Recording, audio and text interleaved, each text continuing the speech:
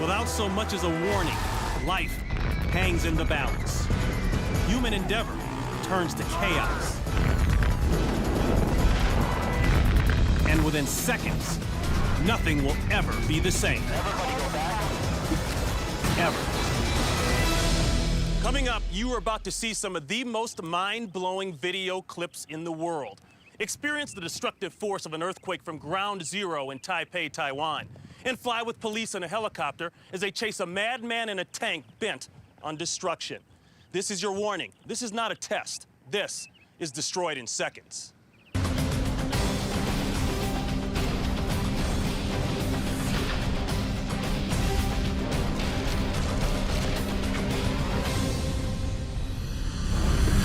May 17th, 1995. A San Diego police helicopter is on a frantic search for a stolen vehicle.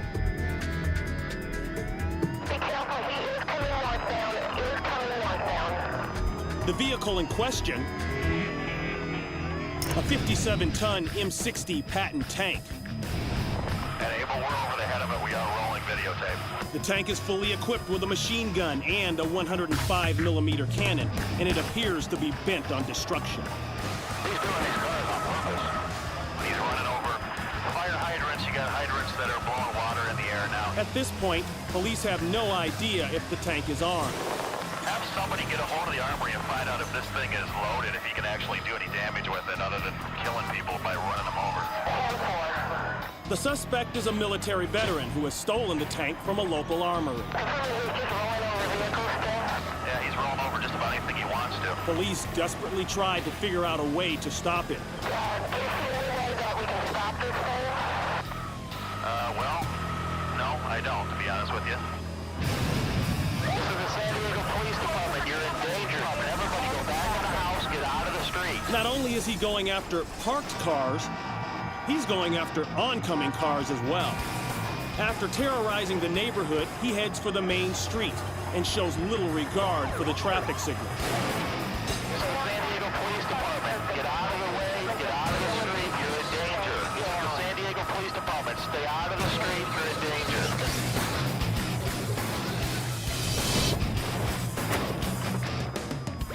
Almost 15 minutes into the rampage, he makes his way to the freeway.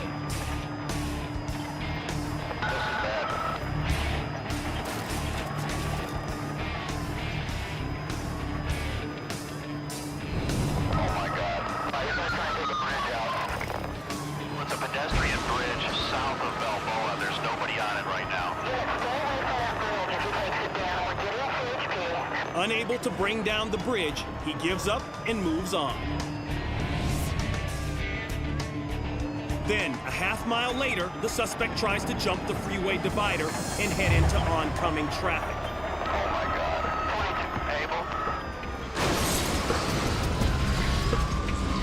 But the potentially deadly act turns out to be the break police have been waiting for.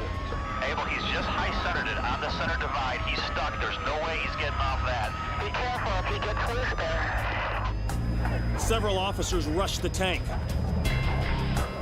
As they try to open the hatch, the driver makes one last effort to get the tank free. Abel, they're trying to get the hatch open right now. The guy's still inside and he's not out. They can't get the hatch open. So he is stopped, though? Well, he can't move, but he's trying to real hard. Moments later, the police get the hatch open, and the driver is killed.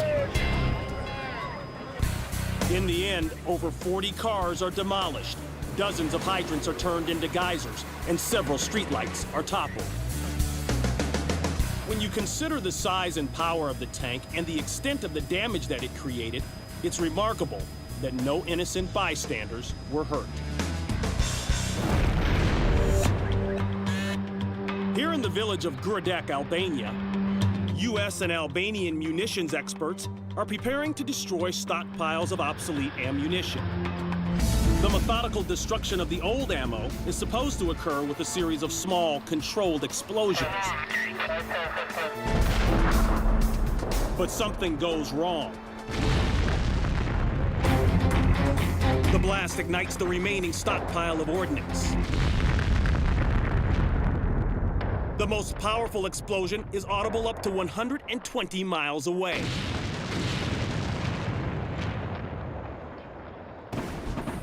Blasts and shrapnel rain down upon Quebec and neighboring towns. Windows are blown out more than a mile away. The blasts continue for hours. Over 4,000 people are evacuated from neighboring villages. 400 homes and businesses are destroyed, and another 2,000 are damaged. All told, 16 people are killed, and 243 more are injured. As the explosions subside, the threat continues. The town is now littered with hundreds of unexploded shells. According to the government, the disaster was simply an accident. But the ammunition's deteriorating condition, combined with human error, may have been a contributing factor. 3,000 tons of ammunition are destroyed in this disaster. And there are still 90,000 tons of obsolete munitions that remain stockpiled in Albania.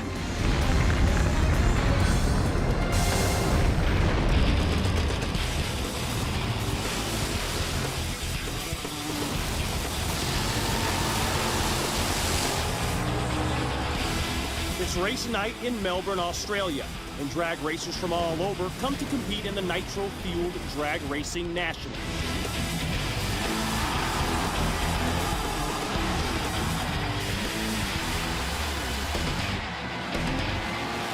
In this funny car semi-final heat, veteran drag racer Keith Aegis gets ready to square off against fellow racer Darren Carter.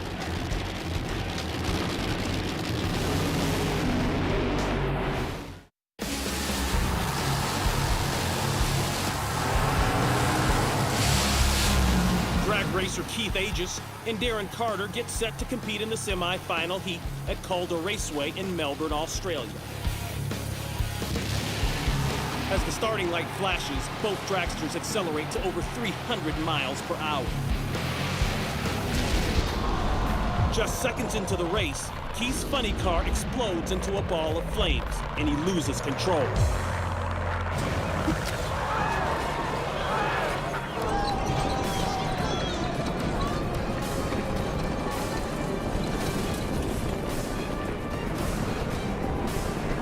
Keith frantically tries to release himself from the burning wreckage. Then, just as he gets his restraints off, help arrives. As the flames engulf the car, Keith is unable to see out of the windows, and his dragster drifts into the other lane. Darren Carter doesn't know what's about to hit him. Both carbon fiber bodies explode on impact, and Keith's car continues down the infield, leaving a trail of flames. Keith's fireproof suit saves his life. An uninjured Keith makes his escape, but his smoldering boots tell us just how close he was to being terribly burnt. Later, it's determined that Keith's fuel tank, carrying 90 liters of nitromethane fuel, ruptured and led to the explosion. Thanks to stringent safety regulations, both drivers suffer only minor injuries. Lakehurst Naval Air Station is the site of not one, but two deadly blimp accidents. One of those disasters is virtually unknown and rarely seen. The other is perhaps the most dramatic air disaster in aviation history. In 1937, the German Luftschiff Zeppelin 129 Hindenburg airship glides over the Manhattan skyline as it makes its way to the Lakehurst Naval Air Station in New Jersey. As the Zeppelin gracefully moves into position over the airfield, hundreds of Navy personnel move into position to help tie down the craft. It's practically standing still now. They've dropped ropes out of the nose of the ship, and has been taken a hold of down on the field by a number of men. The back motors of the ship are just holding it. It bursts into flames. Get it started, get it started. It's rising. It's rising terrible. Oh my, get out of the way, please. It's bursting into flames, and it's falling on the mooring mast, and all the folks agree that this is terrible. This is one of the worst catastrophes in the world. Oh, it's like 400 or 500 feet into the sky, and it's a terrific crash, ladies and gentlemen. The smoke and the flames now, and the flame is crashing to the ground, not quite to the mooring mast. All the humanity and all the flares are just screaming. The world's most iconic aviation disaster ever caught on film leaves 36 people dead. Then, 50 years later, at the same Lakehurst Naval Air Station, a new experimental blimp is unveiled, the Piasecki PA-97 Helistat. The U.S. Forest Service claims it's able to carry 26 tons of timber out of remote logging areas, a feat that many believe will revolutionize the logging industry. The flying apparatus is made up of a helium-filled blimp mounted on an aluminum undercarriage. The entire craft is then powered by 4 decommissioned Sikorsky H-34J helicopters. Even as it's wheeled out to the tarmac, some folks are skeptical of the design. Boy's got guts, I'll tell you that. Why is that? I'll be honest with you, it looks like a hell of a configuration, you know what I mean? But in spite of the cynicism, the test flight of the $40 million airship continues.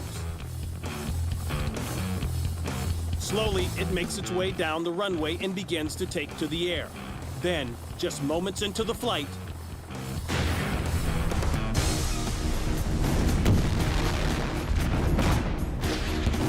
almost immediately after liftoff, unanticipated vibrations rattle the frame.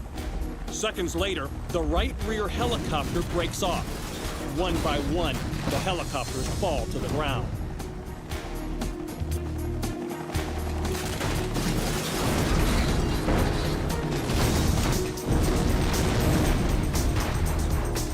The frame of the blimp buckles, and as the helium escapes, it too plummets to the airfield, killing one of the pilots. Rescuers race to the scene and begin to extinguish the flaming wreckage. It's a terrible twist of fate that the site of one of the most horrific aviation accidents in history is the location for another freak disaster.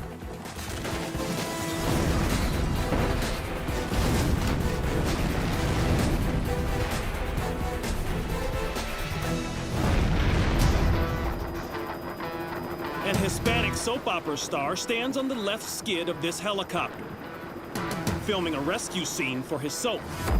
According to the script, 3 of the soap's characters are stranded in a broken-down boat. The star is supposed to throw a line down to tow them in. Then, just when it looks like a successful rescue is underway, an Hispanic soap star is shooting a scene in which he's supposed to tow his stranded co-stars to shore. He's thrown a tow line from his helicopter down to the boat, but what happens next was not in the script. Now, the actors in the boat have to rescue the star and the chopper pilot. The 2 men are trapped in the water underneath the sinking helicopter. Members of the film crew rush to assist in the rescue effort. The chopper pilot emerges from the water. Moments later, the soap star surfaces.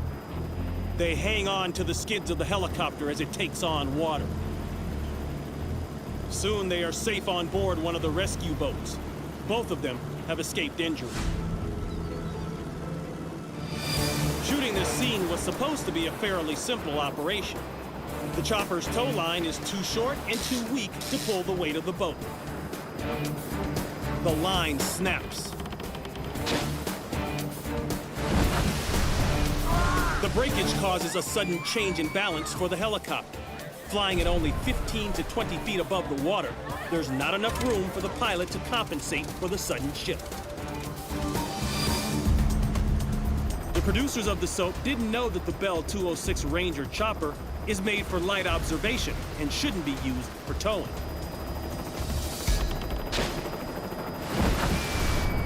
This incident proves that sometimes the most dramatic moments on television can't be scripted. When construction is complete on the Taipei International Financial Center, it will be 101 stories, one of the tallest buildings in the world. But that's for another day. In March of 2002, a 7.1 magnitude earthquake rocks the capital city of Taiwan. The teeming metropolis is gripped by panic. The force of the quake is so great, it shakes loose 2 huge construction cranes.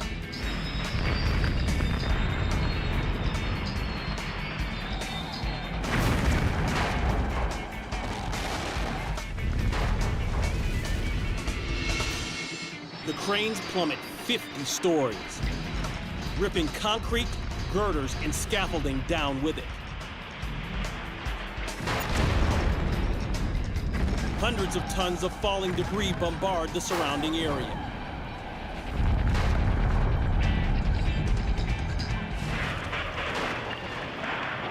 One crane crashes directly onto parked cars.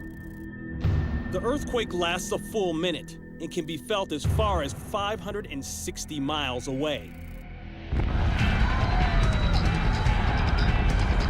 Hundreds of buildings are damaged. More than 200 people are injured. The falling cranes kill 4 people, including the crane operator and 2 construction workers. The force of the quake is equal to that of 8 atomic bombs. Fortunately, the epicenter was 27 miles out to sea. Had the quake been centered any closer, the damage would have been far more devastating.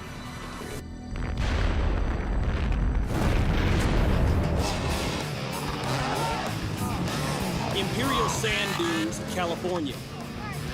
Hundreds of off-road enthusiasts are here to play in America's biggest sandbox.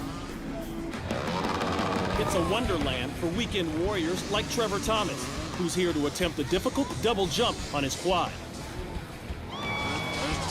To jump the double, riders launch off the first sand dune and land on the downhill slope of the next one. Come up short, they plow straight into the second dune. Quad riders rarely attempt the double. At 350 pounds, ATVs are roughly twice the weight of a motorcycle. Motorcycles have the clear advantage. Riders can correct their alignment while airborne. Trevor decides he's up to the challenge. Feeling confident after landing the double, he attempts another. Emboldened by 2 successful double jumps and a cheering crowd, Trevor aims for the launch of his 3rd jump. Imperial Dunes, California. Trevor Thomas is attempting a double jump on his quad ATV. After completing 2 successful jumps, he gets ready for his 3rd jump of the day.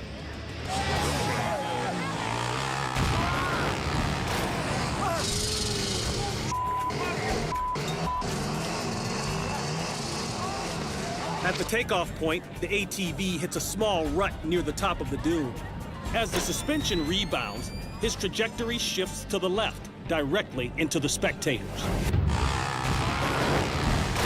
The crowd dives out of the way just in time, but Trevor's ATV smashes straight into another quad, wrecking both.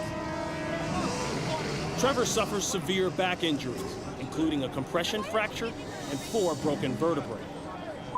In spite of doctors' warnings, Trevor is back on his rebuilt ATV just 7 weeks later. But this time, he won't be attempting the treacherous double jump. October 3rd, 1999. In the 19-year history of the Salinas Air Show, there hasn't been a single accident. Only the most skilled pilots fly here, and among them is 60-year-old living legend Wayne Handley. Handley has logged 29,500 hours of flight time. He's a world record holder and an International Air Show Hall of Fame inductee. He's world-renowned for his stunning top-speed climbs and cutting-edge aerobatics. Handley can reverse the pitch of his propellers in flight, enabling him to actually slow down while diving.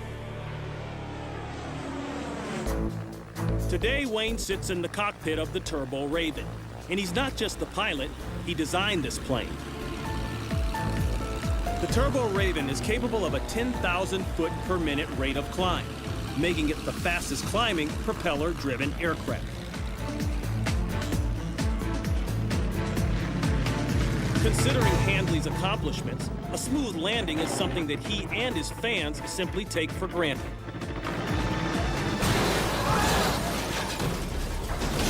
Wayne Handley slams into the ground at 100 miles per hour. Handley says the engine stalled during descent. Problems with the propeller control prevented him from pulling out. The Raven is destroyed. Handley breaks his back and several ribs. 1 month later, though, he's back in the air, and due to his extensive injuries and the force of the crash, he's now 3 inches short. No matter how accomplished a pilot may be, he's inevitably at the mercy of his machine.